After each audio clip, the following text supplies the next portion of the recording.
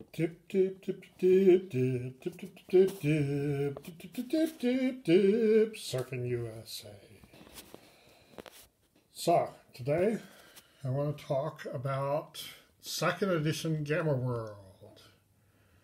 I'm using a different device to record this because I've had a lot of complaints about holding my phone vertical, but if you look through my profile, you'll see my attempt at recording horizontal with that device. So, second edition Gamma World came out during the 1.5 era of D&D, and it has this great picture on the front, which apparently was part of a series of pictures that were made, and the others were used for module covers for third edition Gamma World, and then later they were reused for other editions. So let's take a look inside. Okay, so first we have the basic rules booklet.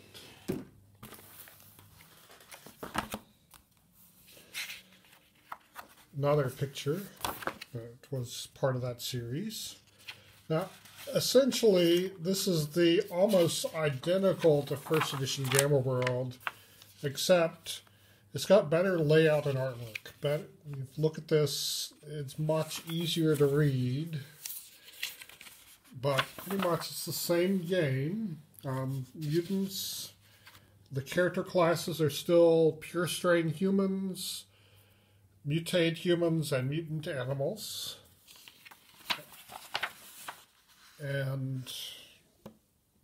But it's easier to read it. And one thing that's different about this edition is that pure strain humans have 8-sided hit dice instead of 6-sided.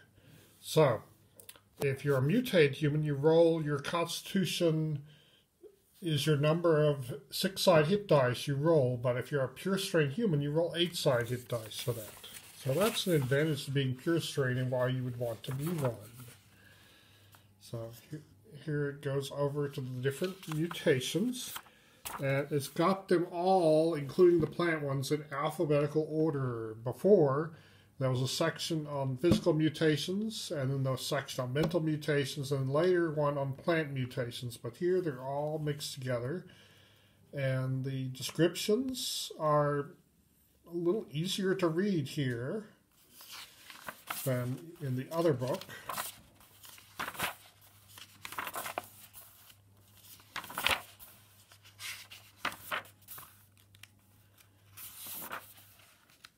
And then we have a section on equipping characters. And it's pretty much the same game. Find artifacts. The different weapons here. Robotic tentacles, stun whip, vibroblade. Here's one on general equipment. Yeah, doesn't that look like something out of Mad Max?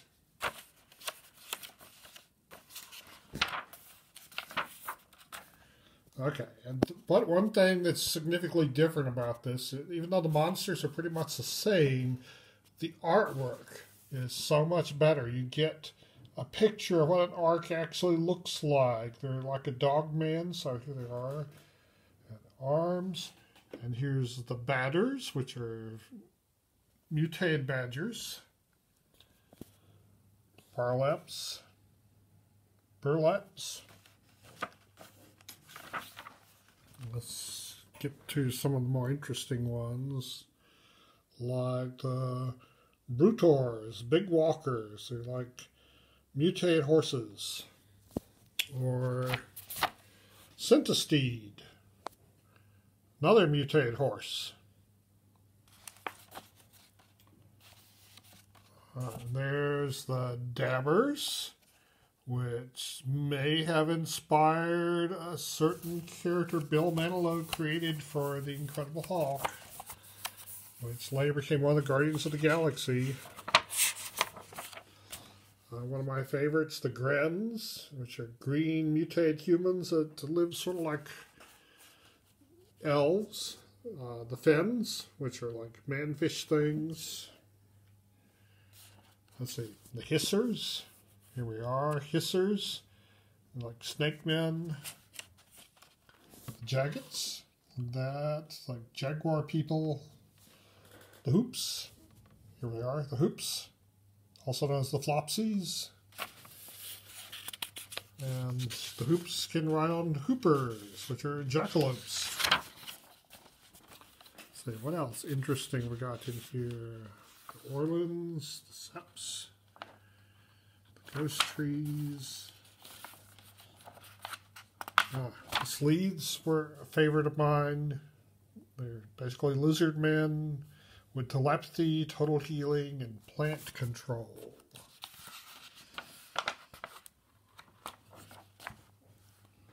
And the Yexels.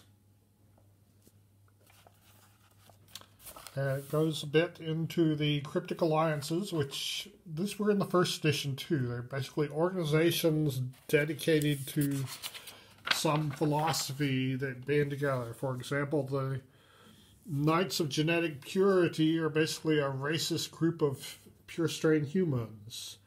Or the Servants of the Eye are people who try to preserve knowledge.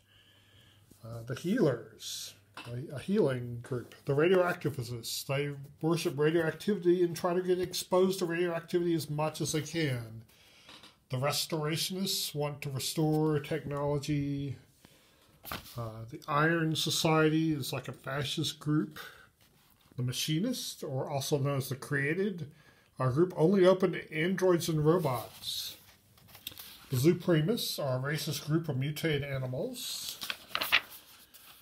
And here we goes into the robots a bit. Even got a nice picture of a warbot.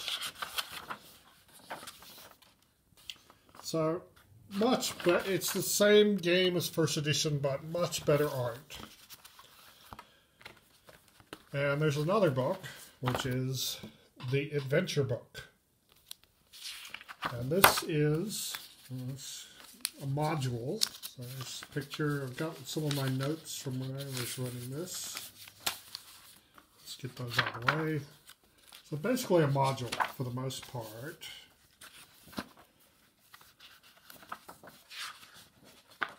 And some information on running campaigns and designing adventures at the back of it. And the mutation table you roll, there's still separate ones for humans and animals and plants. But one thing that's different about this one is that all the defects are at the bottom of the chart. And so you roll low and you do badly. I believe that you can add your constitution to your physical mutation roll and your mental strength to your mental mutation roll, which decreases your chances of getting a defect. But it's the same poison matrix, the same radiation matrix, same encounters. Here's all the back charts you might need. And one thing is handy, it's got a weapons table with all the weapons on it, not just the low-tech ones like first edition had. And nice equipment list, a loot table. Let's turn this so you can see it. You can roll random loot, and depending on where you are, is it Deathlands and Ruins, installations. You might get an energy mace or a communicator, sheath armor, or a Chemex grenade. So that's handy. And here's the armor table. There's a lot more types of armor than the other one, but that's because they're each listed here. They're not listed according to type like the other chart. And here's a little thing of transport and some maps to go with the module that this is. Let's see. And here's another map. Okay, and it also came with a map of Gamma World. Let's unfold that. So So I want to zoom out to catch all this. Okay. So you see, Gamma World is basically the USA after the nuclear holocaust and global warming. But most of the modules take place near where TSR was. First edition, the module took place near Fargo, and in this one, it takes place near Pittsburgh. So here's a map of the area around Pittsburgh. And inside is a more detailed map of downtown Pittsburgh.